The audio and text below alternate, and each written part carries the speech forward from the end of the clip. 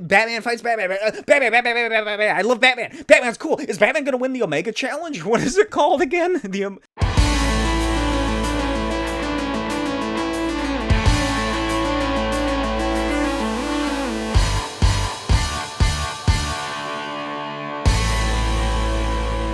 Hey, welcome to the Comics SCHTICK Podcast, the podcast where comics are my shtick.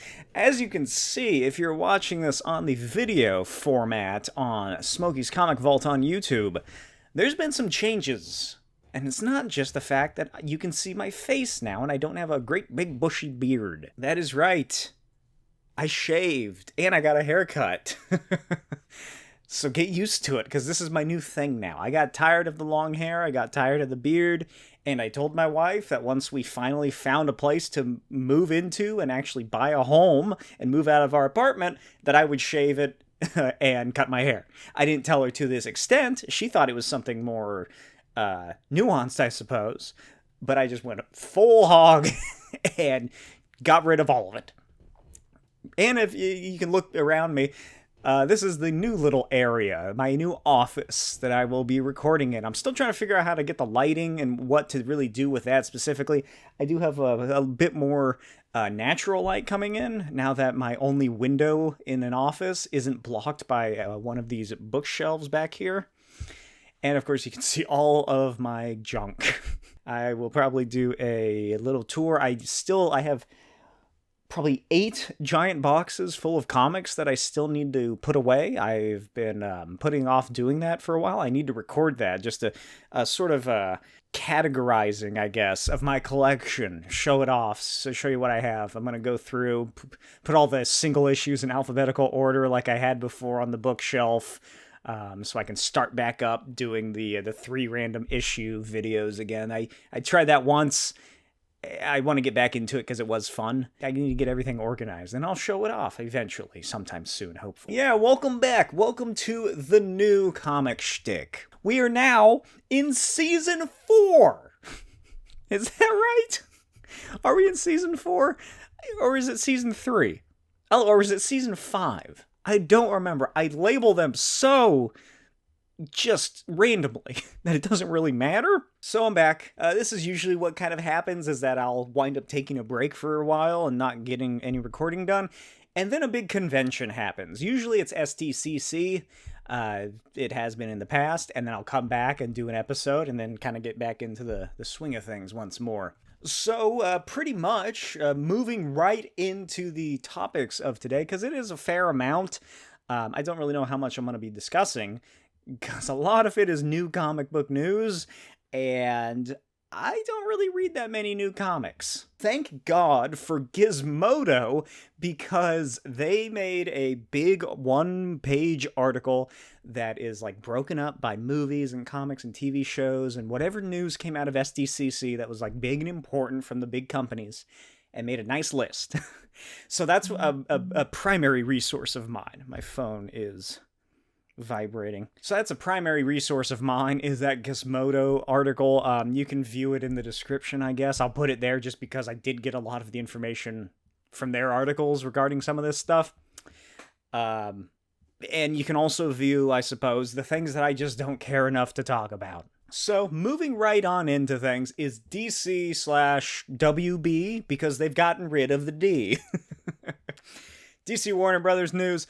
Mostly comics. We do have a couple of small live-action DCU things here and there, such as the Jimmy Olsen Daily Planet series, which is not official, but it's rumored to be happening. Allegedly, it's going to introduce Gorilla Grodd, who is cool, but in my opinion, not as cool as Ultra Humanite.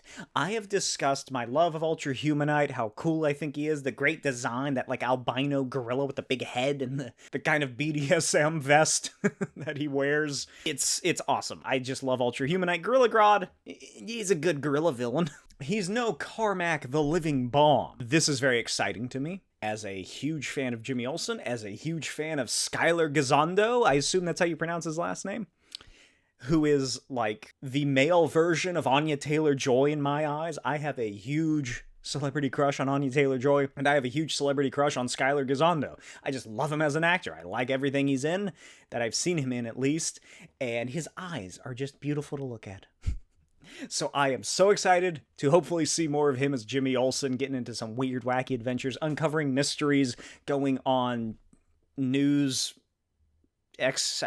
details, I guess. I don't know. What did he do in the movie? Is he just a reporter? I think he's just a reporter. But this is also not a good thing for me. A longtime, constant purchaser, buyer, if you will, of Jimmy Olsen's Silver Age books. Because now they're going to start getting even more expensive. And I'm not happy about that. Silver Age books are already pricing up a little more here and there. Every convention I go to, they seem to get more expensive, no matter their quality or what condition they're in. But the fact that, this might be in a new movie or a new show or the speculator market 2.0 that we are stuck in the hell of, I'm not looking forward to having to spend more than $10 on Jimmy Olsen books, but I'm gonna do it. Especially if it's one that I want. The other HBO live-action series TV show is Booster Gold. They are making a Booster Gold TV show, or at least the pilot has been ordered to have a script written by David Jenkins. Booster Gold, I am vaguely familiar with him. You know, who doesn't know who Booster Gold is? I've never read any of his books, is what I'm getting at. But I do like the idea of the character and the character himself. This does lead me to wonder what they're doing with, Blue Beetle. Because for a while there, I had the theory that they are going to keep the kid that played Blue Beetle in the Blue Beetle film, which was one of the last of the DCEU films. It might have been the last, now that I think about it, or was that Aquaman? I feel like that might have been Aquaman. Aquaman 2. What a shitty way to end it out, huh? But that one is so disconnected from anything else in the Snyderverse that it could easily have just been brought over into this, and I think James Gunn said that he did enjoy it, but who knows? So my running theory for a while was that, they're gonna kind of de-age Booster Gold. He's gonna be more like an influencer. He's gonna be younger, on the younger spectrum, than a sort of middle-aged, washed-up dude. But now I'm having second thoughts on that. I don't know. It could go either way at this point, although I do think it would be fun to de-age Booster Gold a little bit. You could probably keep the same general aspects of the character and still make it work, especially if it's a talented writer. But there's not much information about this, so I don't have much to say. I'm not a big Booster Gold fan, but Booster Gold Girl on Instagram, I bet, is going to be very happy about this. And pretty much I think that is all of the live action stuff from DC. Just looking through that's everything. There's also, nope, I was wrong. Because there is also, I'm going to skip a little bit. This is not a live action thing at all. It is a other media. AZTEC Batman Clash of Empires. Never heard of this. Or I think I did. I might have read off that it was announced. I feel like I might have read it off on this show that it was coming. But I totally forgot about it until I saw a headline regarding it. It's exactly what it sounds like. It's what it says on the tin. AZTEC Batman. It's an animated film that I'm not gonna watch. Not that I have anything against DC animated movies or anything. I don't know. I just don't really have that much of an interest unless they really go all in on the Azteca aspect. But I feel like they're not. What if it's just Japanese Batman again? What was it called? Batman Samurai? Was that what it was? Where they, instead of the characters being reimagined in the past of feudal Japan, they get time teleported, but they all work with it is what happens, isn't it? They get sent back in time to feudal Japan, but it works because they're all able to continue on as they were. The Penguin is in charge of a Japanese gang of ninja or whatever. The Joker is a crazy guy. Catwoman, she's stealing from a temple or the Throne Palace Kingdom or whatever. Hopefully this is full on. His name's not Bruce Wayne, it's Son of Bat. I don't know. I'm not too familiar with the naming conventions of ancient Aztec tribes. But, they have the Bat God, the Aztecs. I cannot for the life of me remember its name. Does it start with a Q? Is it like Quixoquotl? Is that the bat god, or is that another? Is that more serpentine? It's been a while since I've looked at Aztec mythology, so don't get angry at me. Let me know in the comments. But the other final media, not in comics, from DC is the one I'm most excited for. Peacemaker Season 2 trailer was released. Coming out next month, just shockingly late into the month of August. I wish it was here already. It looks utterly fantastic. I am so excited. I've rewatched Peacemaker. In total, I've watched it, I think, 3 times, so I've rewatched it twice. I love that show. I think it is fabulous. It's fantastic. It's so much fun. John Cena, who would have ever thought he would have been the second greatest wrestler turned actor thus far in the history of mankind, right after Dave Bautista. It just looks great. It's really laying into whatever the fuck that technology was that his dad has that opens up the pocket dimension, and then there's like doors in that pocket dimension that lead to other universes. It's gonna be a lot of fun. I am very excited to see it. I cannot wait. I'm glad that the internet theories that it's Peacemaker from the DCEU coming over to the DCU is not a thing. But here's the thing. If you want to know what the Peacemaker Season 1 was in the new DC universe, where does the Peacemaker stand in the new DC universe? Then this is what you do. You watch Season 1 of Peacemaker, right? And then you just ignore the parts at the very end that has the Justice League and any other big references to any other previous Snyder films, and just replace it with the new updated versions of those characters in the new James Gunn DC universe. That's it. That's all you gotta do. That's a big thing that modern audiences are coming across that comic book audiences have dealt with for decades. Just don't think about it. Just ignore those parts that don't make sense. Those things didn't happen in the new universe. The Peacemaker Season 1 still occurred, but now it was slightly different. Needless to say, I'm very excited. I cannot wait. I'm really interested in seeing what else could be happening in this alternate reality. I love that they're going fully into... I'm about to say full hog again. Why is this the episode where I keep saying full hog? I am so excited that they've gone full hog into the classic Charlton-style Peacemaker costume as well, with the jetpack that looks like it's straight from the comic pages. The tubular cylindrical one that's just 2 tubes squished together. I'm very excited for that. I love the look of this alternate reality Peacemaker. I love his hog that he goes full hog on and rides down the street. I can't wait to see what other dumb sort of like Peacemobile and the Peace Cannon. I don't know. What would you call Peacemaker's plane? The Peace Plane. I don't know. Something. Peace noun. So much fun. I cannot wait. I wish that this was already out. I somehow tricked myself into thinking that it was already out, too. Because I saw comments online where people were discussing, I guess, the first season. But the way they were talking about it made it seem like Season 2 was already out. But they could have just been talking about the trailer, I suppose. So I was so excited. I went on to HBO Max. I was getting ready. I had a little snack to eat. And I was like, I need to watch something. Wait a minute, Peacemaker Season 2's out. Because I saw those comments online. And they wouldn't lie to me. And I wouldn't misread those into thinking it's something else. And then I saw it's August 21st. And my heart shattered into pieces. And it still has yet to recombinate. Okay. Moving into the DC comic news, which was quite a bit. DC's next major event is called DC K.O. An event that follows 36 fighters competing in a cosmic tournament in order to accrue enough Omega energy to challenge Darkseid, who has become more powerful than ever. Isn't Darkseid always more powerful than ever? He is a literal other dimensional being. Whatever. Written by Scott Snyder, drawn by Javier Fernandez. Snyder described the event as, quote, Squid Games meets Mortal Kombat, but fun. and labeled it a Superman story akin to how the two metal events centered about Batman and Wonder Woman. Great. It's Superman's death metal or whatever. Dark Knight metal.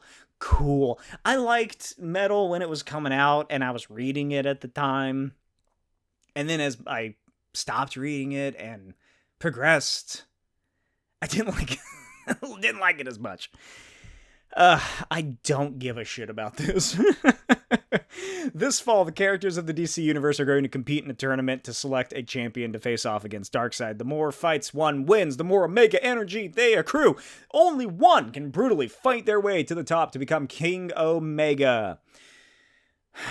Why? What is the premise? Who's holding this competition? That's what I want to know. Who's hosting this cosmic tournament to create a champion to fight Darkseid?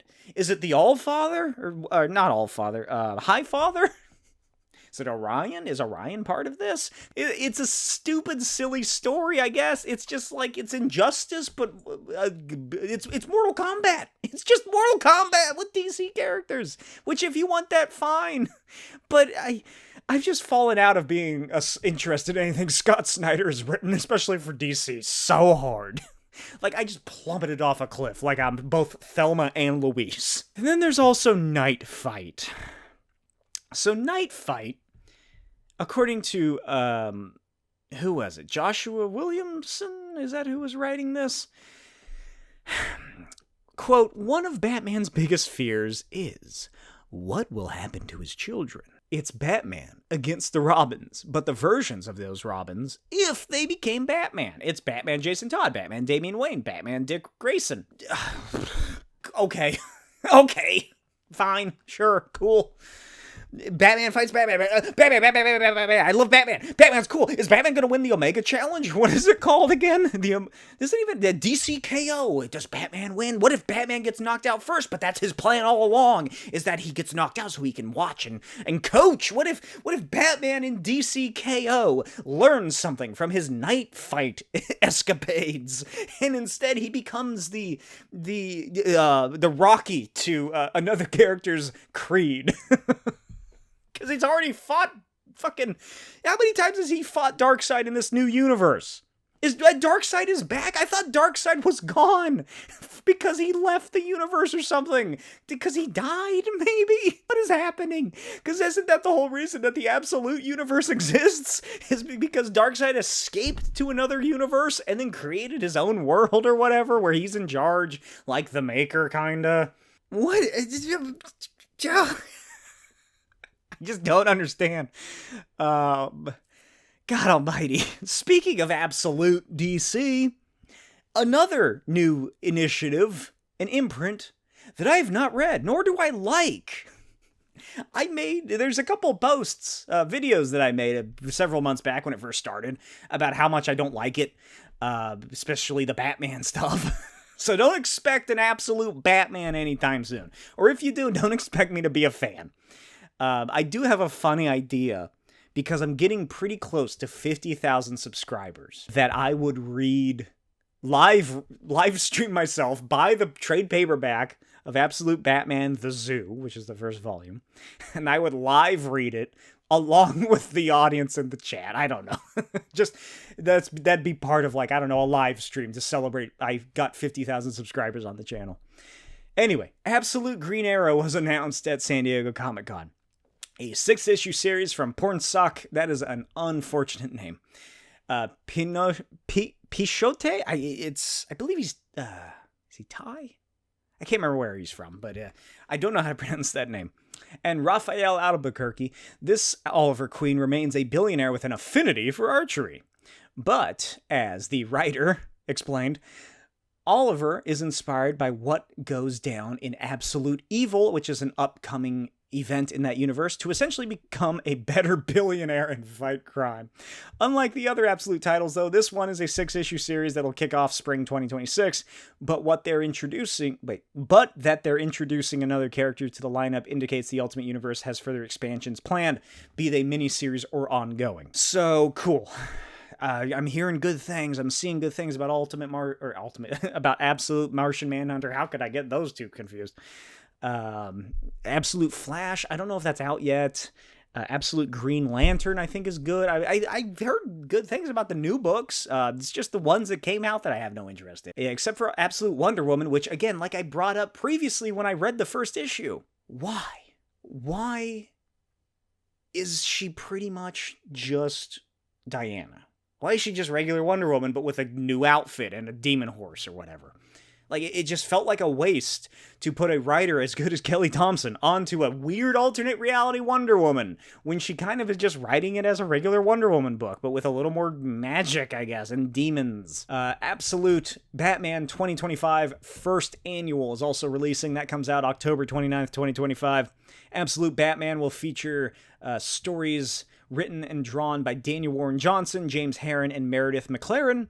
The issue will have a main cover by Daniel Warren Johnson and variants, blah, blah, blah. I don't give a shit about that. How did Bruce acquire his Batmobile? Is that the giant dump truck thing? What happened when Black Mask's crew tangled with the Bat in those first few days? DC's Absolute Batman 2025 Annual delivers insight into the raw, formative chaos of Absolute Batman's earliest days. I don't care. I don't. So, as I mentioned, there are two new things, one of which is that Absolute Evil event. And that is Absolute Evil #1, coming out October 1st, 2025. Quote, "Evil has found a home in the Absolute Universe," which isn't it just the home of evil already? Because Darkseid fucked it up. Written by Al Ewing, so it's gonna be good. With art and main cover by Giuseppe Camuncoli and Stefano Nessi. It will feature a story about the rising tide of villainy in the Absolute Universe. God almighty, why? There are just so many. I can't tell where the list of variant cover artists ends and where the actual list of characters that are introduced in this fucking thing are. So let's see. Ra's al Ghul, Veronica Cale, Hector Hammond, and Eleanor Thawne are present, and the mysterious Joker. They are no longer working at cross purposes. Together, they're aligned, united, and dangerous. But an insidious betrayal from within threatens to unravel everything they've built. This one-shot special issue features the introduction of not one, but two major Absolute characters who will change the course of the Absolute Universe in its second year, and is unmissable for all fans of this red-hot publishing line. Look, I get it. I love hyperbole, especially when it comes to advertising comics as much as the next guy. But I don't know. That doesn't feel like it fits with everything else that was written. Let's talk a little more about Absolute Evil. So there's a little more information about it, which is other villains aside from the I keep saying Ultimate. How can I get that mistake? Ra's al Ghul, Joker, Eleanor Thawne, and other villains go at each other when they catch wind of a traitor in their midst. I bet it's the Joker. The Absolute versions of Wonder Woman and Batman will also be meeting up in her book. So that's the first, hero crossover that's going to be happening as well. And that, I assume, comes out sometime soon.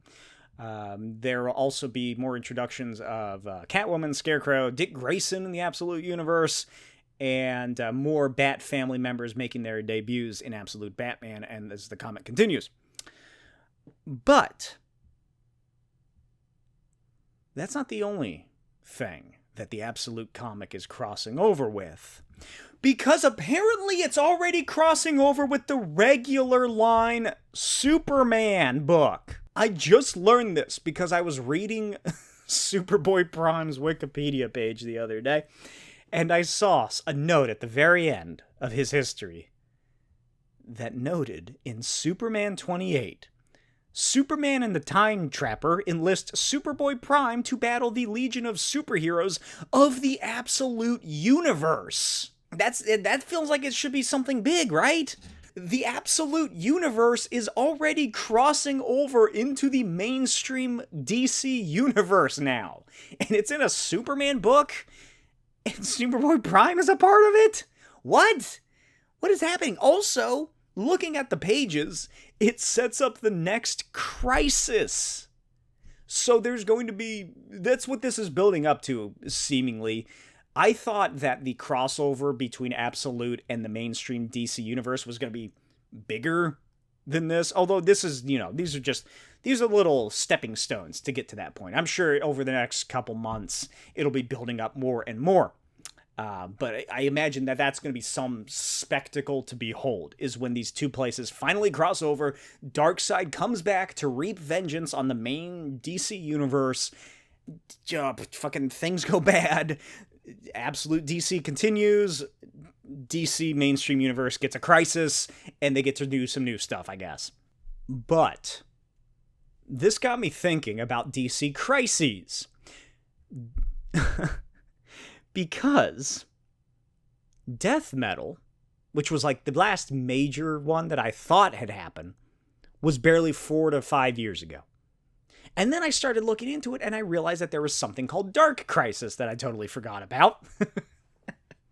And that was barely 3 years ago.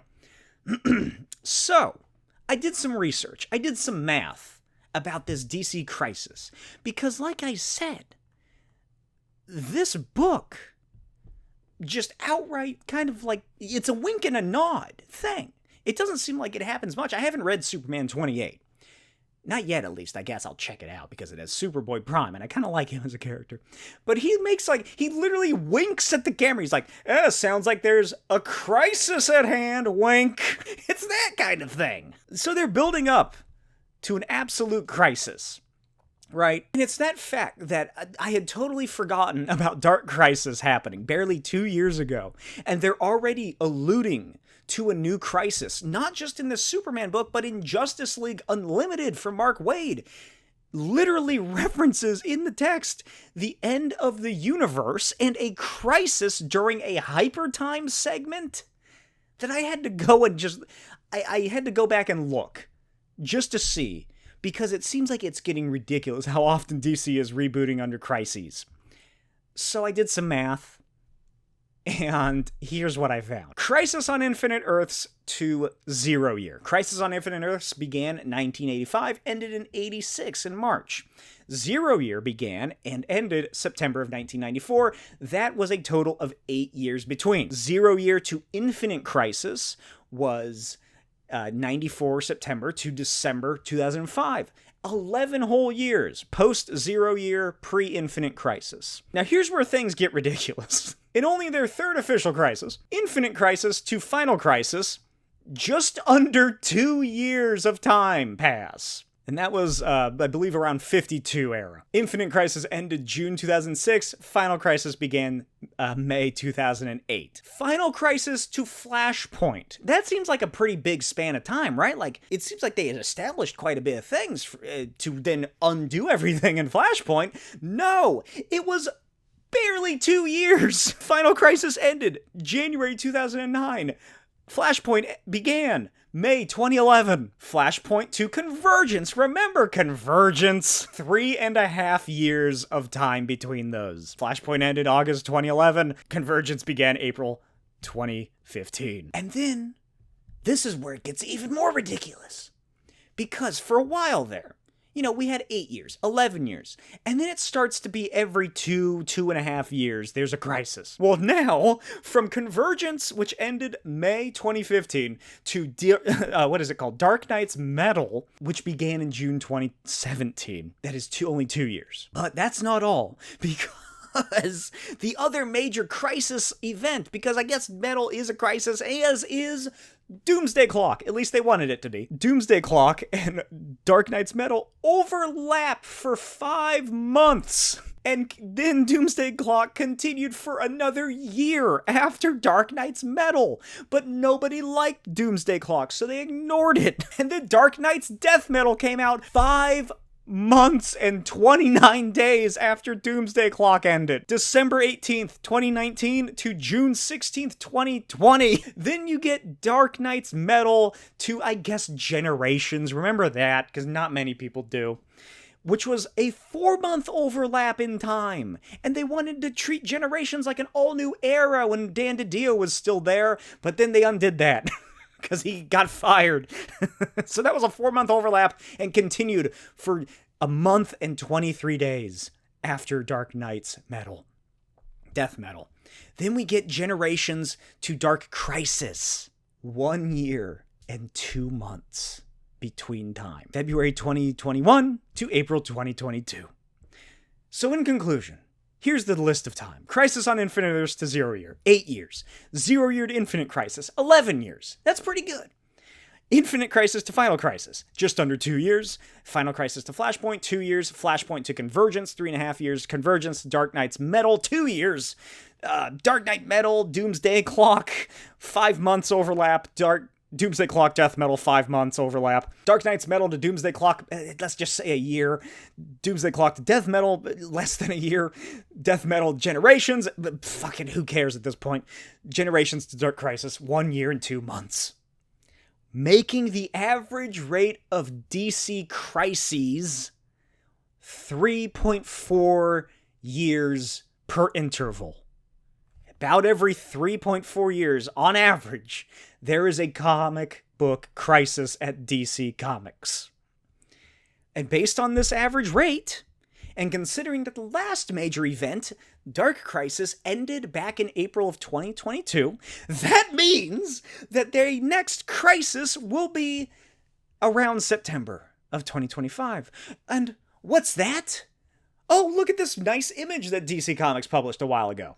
Legion of Darkseid is ending in September of 2025 with a mysterious Omega symbol in fall 2025.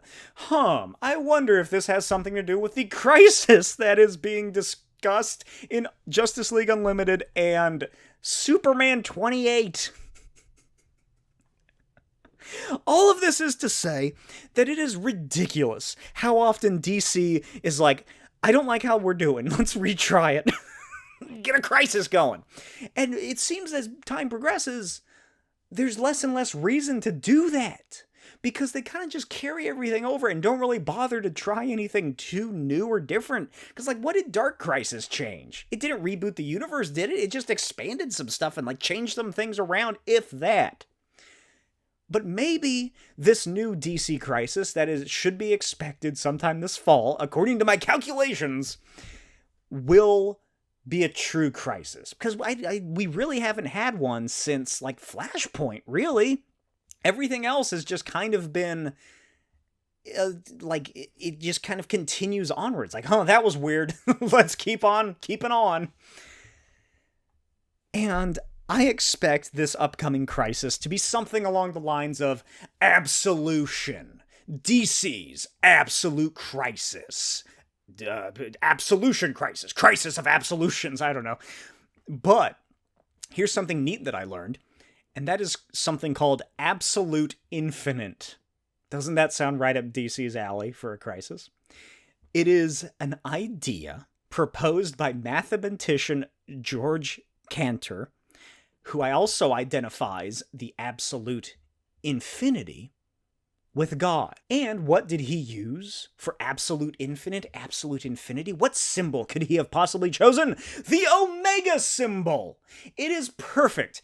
DC, I'm not gonna read it probably, but if you need a name for your next crisis and you don't use Absolute Infinity Crisis, or Absolute Infinite Crisis, what are you doing? It's wasted potential right there. And thus ends my tyrannical rant about DC and Absolute and crises and whatnot. I feel like I just embodied Psycho Pirate or something.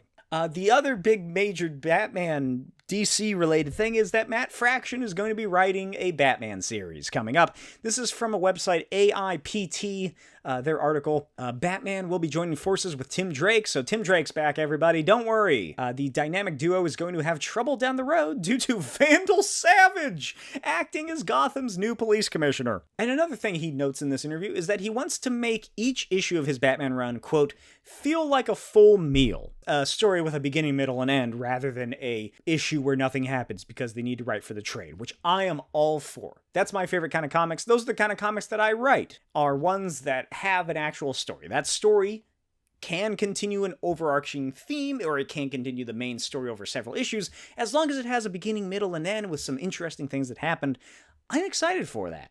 It's that anti-decompression of comics. All right, moving on to Marvel. Everybody's favorite franchise, Marvel. I'm going to start with what little MCU stuff there is. This year, neither the big studios really went to San Diego Comic-Con. Aside, James Gunn was there. They held PeaceCon. They did a lot of stuff with that, but most of the news and information was about the comics, which I am all for. I have no issue with that, even though I'm probably not going to read the issues, but it's no doubt only happening because, one, the DCU is very early on, so they're still working on things. James Gunn has said multiple times, it keeps coming up, that they're not going to continue onto a project unless it's like a story that works, that James Gunn and Peter Safran love, and it's completed. And then you have on the other side Marvel, who are not going to have another new film until Spider-Man 4, which is next July. June or July. It's one of the summer months. It starts with a J. And then after that, it's Doomsday and it's Secret Wars. And that's it. They don't have anything else on the schedule. So they're focusing all on that. There's nothing really to say. They don't want to fucking continue on. They're waiting until probably... well, I'm going to use my one Google. MCU Phase 6? Is that what we're on? I can't get the dates right in my head. Films. Doomsday comes out December 18, 2026.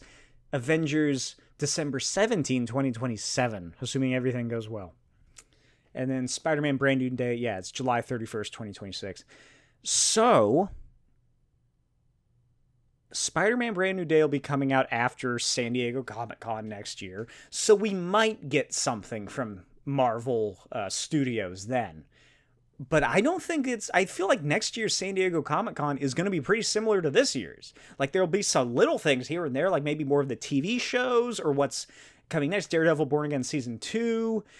Friendly Neighborhood Spider-Man. When does Marvel Zombies come out? Is that this year? I think it's this year. Yeah. So that's not going to be a worry. Vision Quest. Remember Vision Quest? Maybe Armor Wars will get a little sideline next year. Maybe that's what the whole Marvel Studios panel and their entire booth will be dedicated to Armor Wars next year at San Diego Comic-Con. But I don't see much major news for the Phase 7 until 2020, maybe 2027. Because I feel like if they're really building this up as like, this is the culmination of the past almost 20 years. 1 year after Avengers Secret Wars, Iron Man will be 20 years old. Think about that.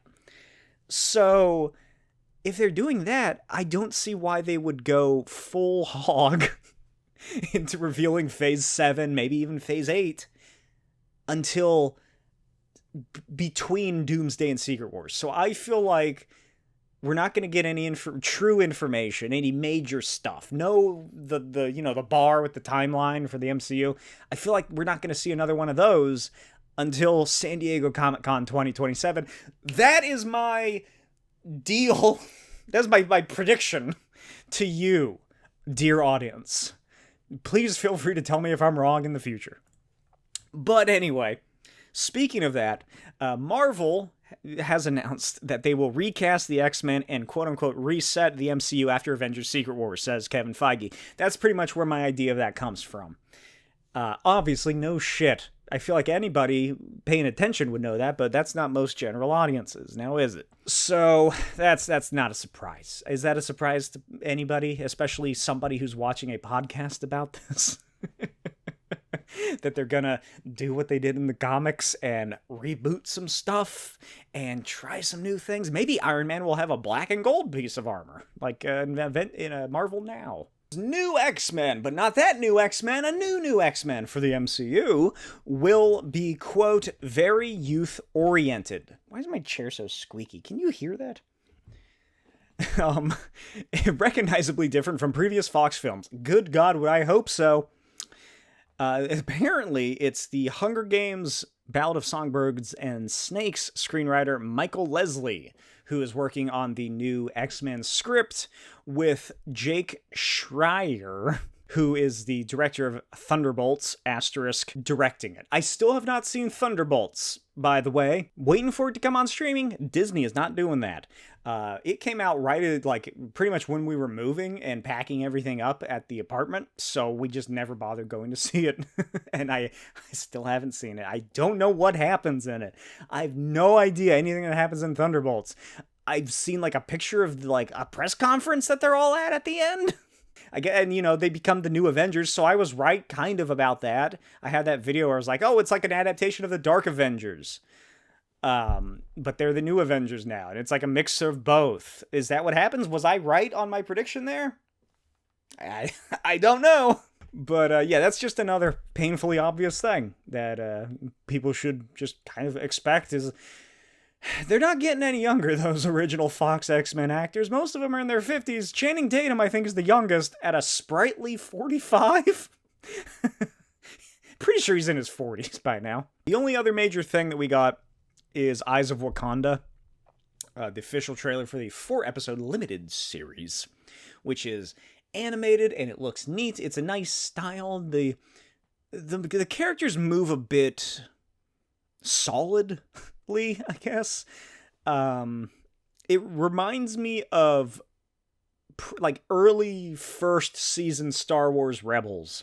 If you watch Star Wars Rebels, you'll know what I'm talking about. It's not very fluid motion. It's kind of like sort of robotic, I guess. It looks neat. I don't really know if this is meant to be set in the MCU or not. Earth, 199999. But it'd be neat to see if that is true.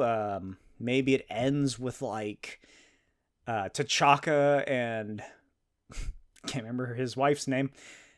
Having birth, or giving birth to T'Challa. And that's, like, the end of the last episode. Because it's seemingly every episode will be in a different time period, if I remember correctly. And it's like a build-up through Wakanda's history. As they work in secret to keep themselves secret from the world and do all this crazy shit around the world and pretty much like their own Illuminati, I suppose, because it seems like they're controlling things is what I'm saying. There's a conspiracy going on here where the Wakandans are actually in control of the way the world turns. But it looks neat. Great music, fantastic soundtrack just from the 2 trailers that they released.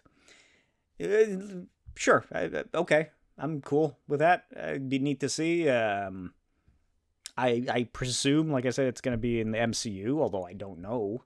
It might be... It might seem that way, and then suddenly it's like, hey, here's comic accurate Ulysses Claw or something. He's wearing the full-body spandex suit.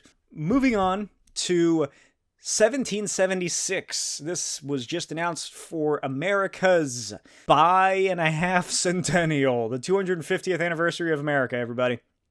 The American Revolution, rather. So it's a 5-issue series featuring Marvel Comics characters who are, I guess, It's like how I was saying earlier, complaining about that Batman Samurai thing, about how they just took the characters from the present and put them in the past. That's what happened with 1602 for the most part, if I remember correctly. Or something fucky happened there. That was, Steve Rogers had that happen to him. But seemingly this is just going to be... These characters just existed at this point in time in this universe. They're around for the American Revolution. A mysterious force goes back in time to undo the founding of the United States of America. Never mind! I should have read this first instead of just blindly copying and pasting it. So,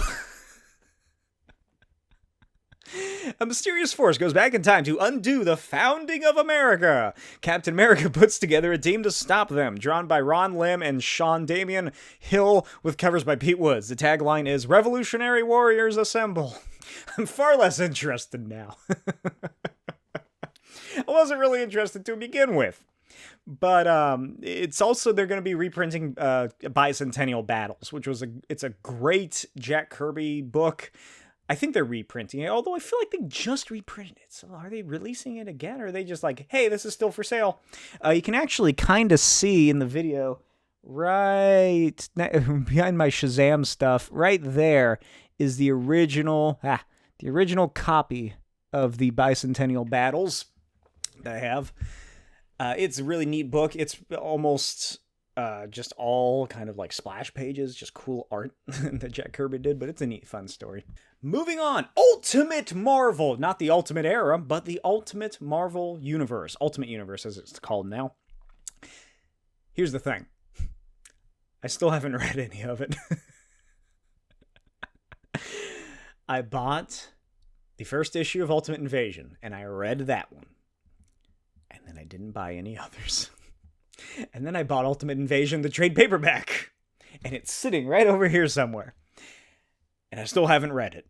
So, I don't know. I'll get around to it, I guess. Ultimate Endgame has been announced, as has the ending of Ultimate Spider-Man. At least Ultimate Spider-Man as written and illustrated by Jonathan Hickman and Marco Cicchetto? Cicchetto? Is that how you pronounce his name? I've never heard anybody say it, respectively. That's the writer and artist.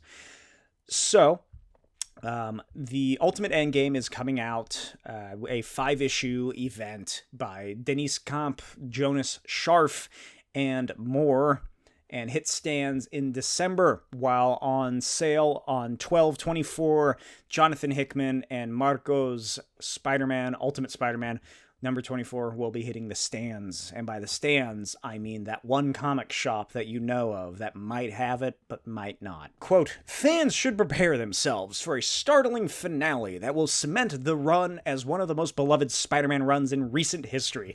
Not hard to do. That's not in it. That's a paraphrase of my own. That's a little editorial. Packed with drama and shocking developments for the entire Parker family. Peter, Mary Jane, Richard, May, and Uncle Ben, along with Harry Osborn, Gwen Stacy, and more. The issue will also create promising roadmaps for future storytelling, which basically means there's new people coming on, and Jonathan Hickman's kind of setting it up that they could take these ideas and do whatever they want with it, pretty much. Because God forbid we're not having another Bendis situation. We cannot afford Jonathan Hickman's rates, says Marvel. We cannot afford to let him work for 15 years straight on one book. I'm pretty sure he said that recently, too. That, like, his rates to work in the industry are just so high at this point that they can't really, like, afford to keep him on a book that long. Which fucking sucks. That's fucked up. You got Disney money, Marvel, come on. Eventually, Disney is gonna get the rights back to Spider-Man. And, like, in 30 years, they're gonna adapt Ultimate Spider-Man again. The new one. So come on, just pay him. Pay everybody, why don't you fuckers? So yeah, that's it. I feel like this is now how I'm learning that they have a son. I guess in my head I was conflating it with the MC2, where Peter and Mary Jane have a daughter named Mayday Parker. For some reason I thought that they had the daughter, but what am I thinking of? What is that other one? The one where they're married. The alternate reality where they're married and Mary Jane has the cool, like, white and red Spider-Woman costume, I think? Is that something? Isn't that the daughter? And it's like an alternate reality thing. I can't remember. I cannot remember what it's called. Brand New Day, One More Day, May Day, Spider-Man Mayday's Day, the Day of Spiders. Has that been a Day of Spiders? There you go. I'm just coming up with these titles. What the fuck is that book called? I can't look it up because I use my one Google. I guess I'll pick it up eventually. You know, it's 24 issues, so the omnibus will probably be relatively thin compared to most books, but hey, they get quite a few trade paperbacks out of the deal, and neat, cool. Are they gonna kill Peter Parker off? Because Endgame's coming. Ultimate Endgame. The Maker's getting released out of his jail sentence. So what's going on here? Why? I feel like they're really setting up something very bad to happen to Peter Parker. Oh my god, are they gonna kill Uncle Ben? Is this where Uncle Ben dies? Either in the last issue or in Ultimate Endgame? It could happen. What if the Maker just fucking tries to destroy half the world and Uncle Ben is part of that? It's like a classic fucking stupid comic gimmick. In this final issue, one of these characters will die. I'm pretty sure Marvel did something exactly like that, and they had like all their heads around on the cover. Okay, we gotta get into this Ultimate Endgame thingy. So, Ultimate Endgame, it's... One thing I do like, getting on another little tangent, is that there is the fact that all of this stuff seemingly happens in real time. I presume, again, because I haven't read any of them. So are each of these books like monthly books? Like a month passes between each book in the Ultimate Universe imprint? Or does that only happen for some of them? Like, is the Ultimates a monthly book, is what I was trying to say. And a month passes between each issue. Whereas, like, Ultimate X-Men, it's like, oh, then it just keeps going. It's pretty quick into the works. Going full hog, if you will. I don't know, but I do like the fact that these things are happening in real time. I think that adds an interesting element. That's one of the reasons I love Savage Dragon so much as a comic. But anyway, the Maker returns in Ultimate Endgame, and yes, they did recreate the Endgame movie poster with the comic characters. Imprisoned for the last 2 years, both in real time and in universe, the Maker is set to emerge and finally confront the heroes who have brought hope and freedom to a world he once held in his tight grip, bringing the characters of all 5 titles together for the first time. The ultimate fate of this new, captivating universe is decided in an epic multi-front conflict with the Maker and his powerful allies. Cool. Maker got locked away in an egg for 2 years, and he's been biding his time. Now he's gonna get out and he's gonna be defeated. And the universe will continue. There you go. Spoiler alert, I guess. No, those were the 2 major things from the Ultimate Marvel Universe. I'm sorry, the Ultimate Universe. The Ultimate Marvel Universe is the old one that I've been talking about the most. Everything else is from pretty much Earth 616, if I remember correctly, looking through my notes. Yes, it is. Kind of. One World Under Doom. A event that I have not read. Quote, in the pages of Doom's final issue in November, the evil doctor will make sure to turn his victory over Earth's heroes into a fixed point in time, which also means his defeat is just as fixed too. What does that mean? This will lead us into what looks like a hunt for the new Sorcerer Supreme, since Doom's apparently vacated the spot. Our candidates include the likes of Storm, Nico Monroe, Captain Marvel, and the succession process will begin in December. I think that was from maybe Bleeding Cool. Seems poorly written enough. But, I don't know. How is One World Under Doom happening? Just in regards to everything else. Like, where does that happen in the timeline, I guess is what I'm asking. Like, I haven't... Like, I usually don't follow too much of what's happening in modern comics. But with the move and, like, buying the house and getting everything in here, I really haven't been following along. So I don't know what's happening. There's also the Imperial event, which will end its 4-part story from Jonathan Hickman in October. Quote, in its wake is a new number of cosmic-focused books, 2 of which were fully revealed. Planet She-Hulk from Stephanie Phillips and Aaron Cutter picks up with Jess still stuck on Sakaar and running... Who the fuck is Jess? Still stuck on Sakaar and running things after promising to rule over it in Hulk's absence. Who is Jess?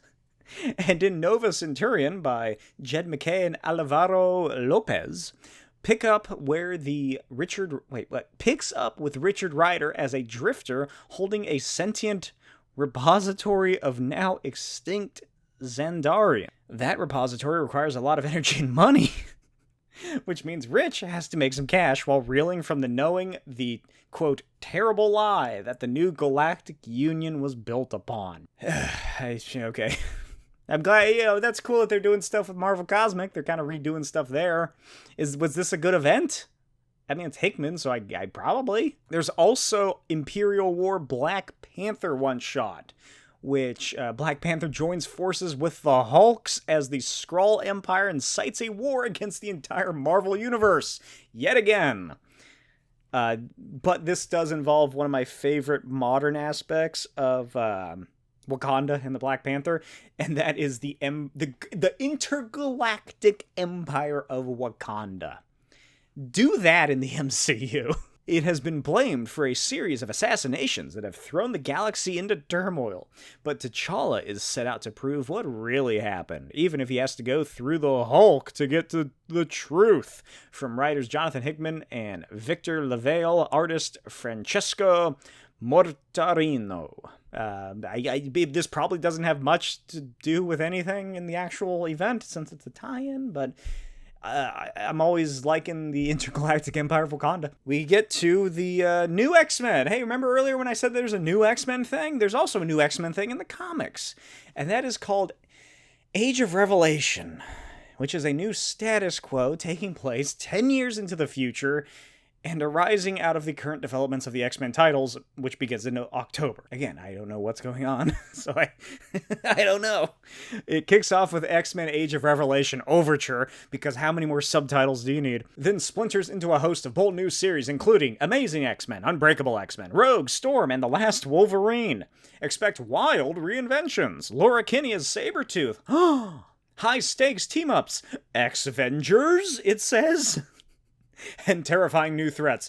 Undeadpool. That's right, I just recently learned that they full-on killed Deadpool off. Somehow. They killed Deadpool in the books, and then his daughter Ellie, who I love, I'm fine with her. I really like her. She comes from my favorite era of Deadpool, which is the Jerry Duggan one, so I'm always cool with more Ellie Wilson. She's Deadpool now or something.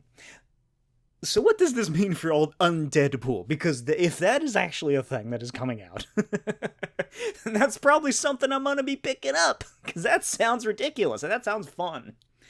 That's like the only thing from this dumb Age of Apocalypse spin-off, not even a spin-off, rip-off, I guess? Parody? It almost feels like a parody.